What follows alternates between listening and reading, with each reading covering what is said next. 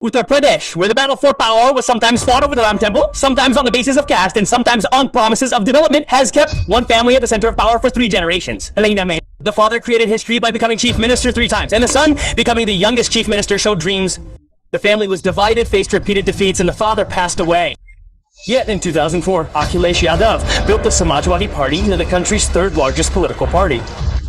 The question is the time now for Netaji's son to take the reins of Uttar Pradesh? Will he be able to become chief minister?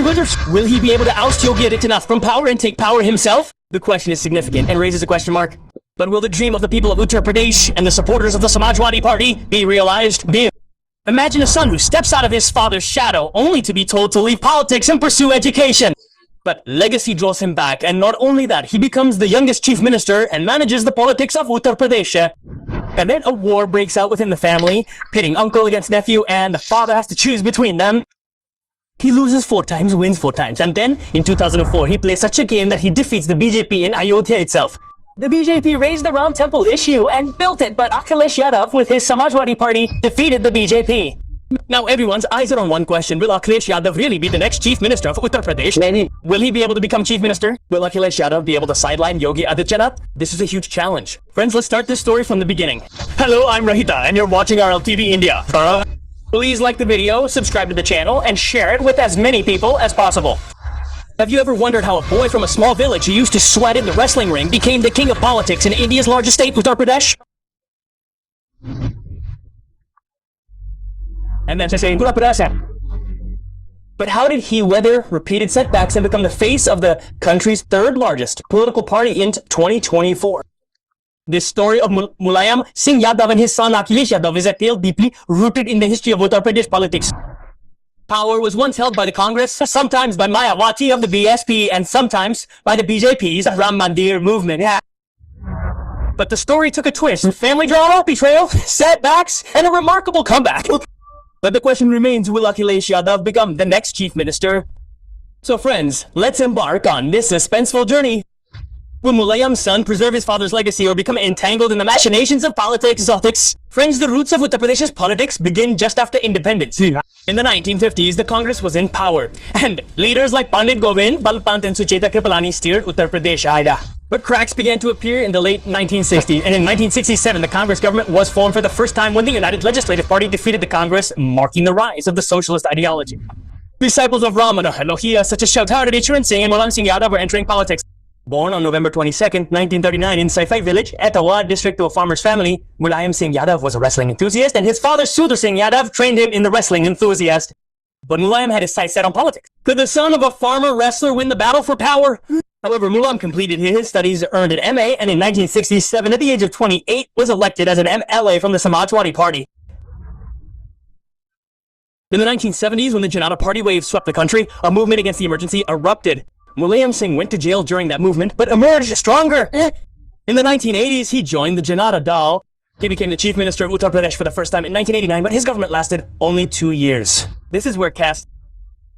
Folks, you wonder where the caste equations came from. It was here that caste equations emerged in Uttar Pradesh politics. A coalition of Yadav Muslim backward classes was formed, and Mulayam supported the Mandal Commission and fought for OBC reservations.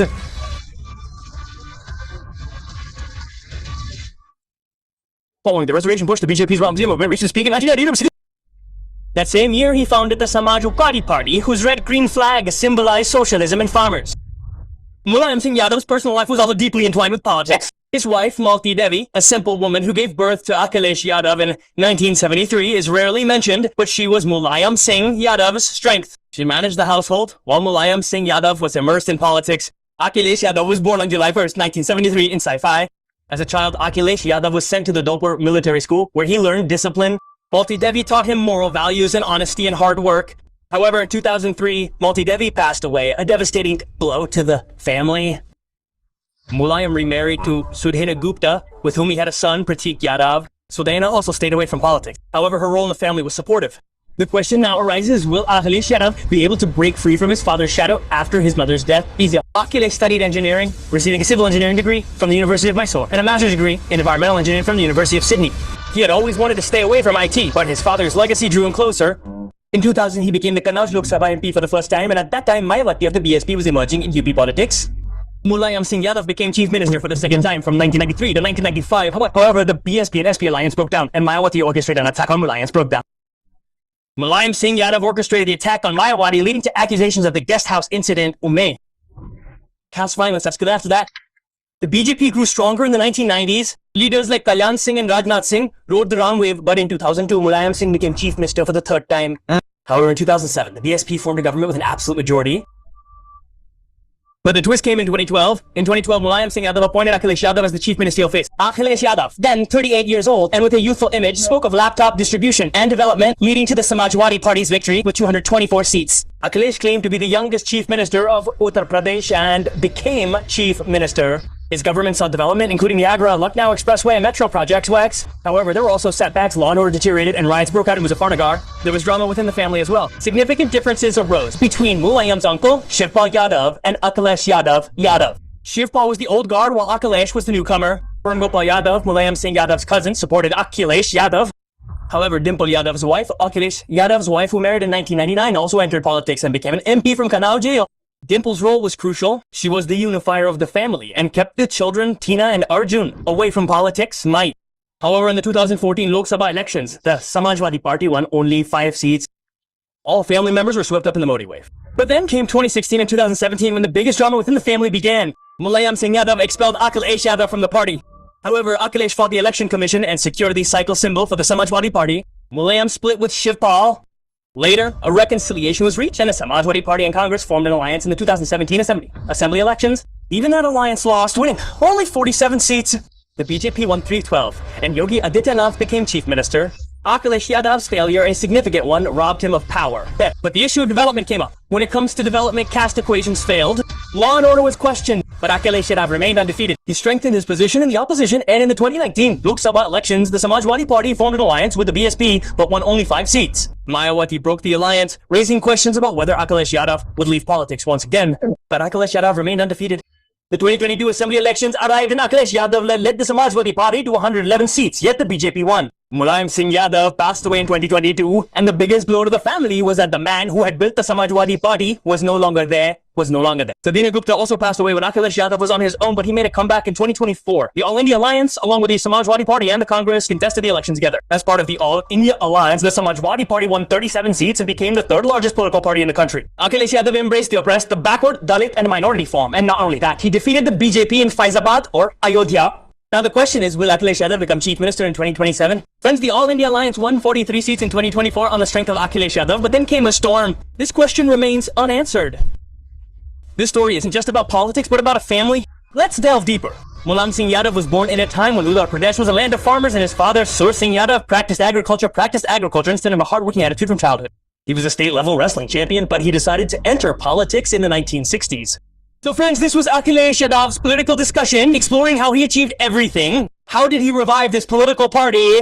This political party was completely withering, and by watering this withering party, he revived it. He made it green. Because today, when 37 Samajwadi Party MPs speak in the Lok Sabha, even 240 BJP MPs fall silent. Because the power that Samajwadi Party MPs possess is something that, according to the Samajwadi Party MPs, BJP MPs and Congress MPs don't possess. But 37 Samajwadi Party MPs took over the entire Lok Sabha. But friends, this is the Samajwadi Party that has revived and stood up again. If we talk about the Samajwadi Party's history, the Yadav-Muslim equation has been the most prominent. That is, Yadavs and Muslims are still considered the largest voters. But now the question is 2027. Who will become the chief minister in 2027 and who can become? Akhilesh Yadav is busy adopting the PDF formula and has also put all his efforts into forging an OBC alliance. Akhilesh Yadav's political career and the way he practices it today is a mature one.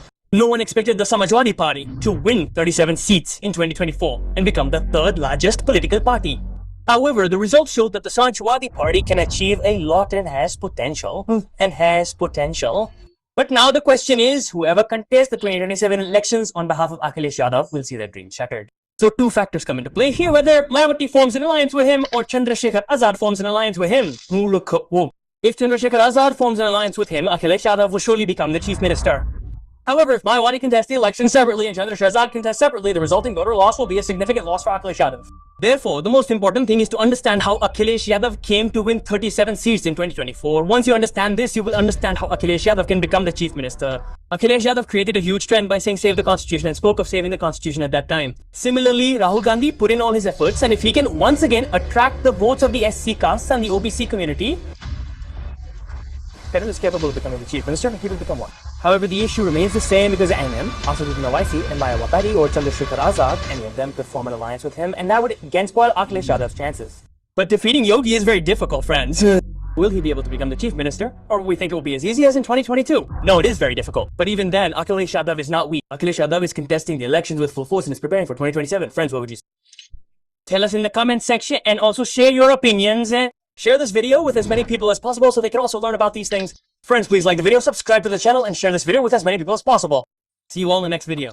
Until then, Jai Hind, Jai Bharat, Vande Mataram.